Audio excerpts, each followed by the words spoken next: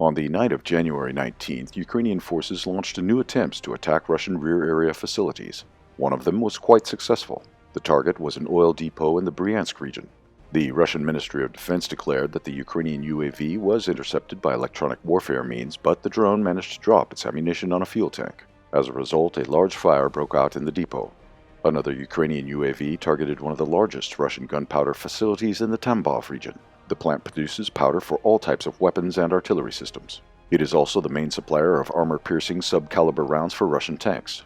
The UAV failed to reach the facility and fell nearby. The Russian military did not comment on the incident, which supposes that the UAV was not intercepted and could have fallen as a result of some malfunction. The Ukrainian drone strikes continue amid Russian offensives on the front lines. On January 18th, the Russian Ministry of Defense claimed that the Russians took control of the village of Vysole.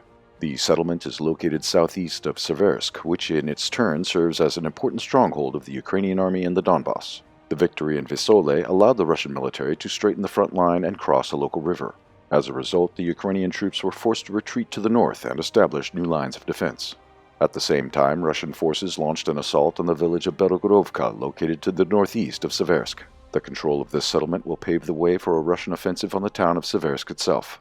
Meanwhile, Russian forces resumed offensive operations in all directions in and around Avdiivka.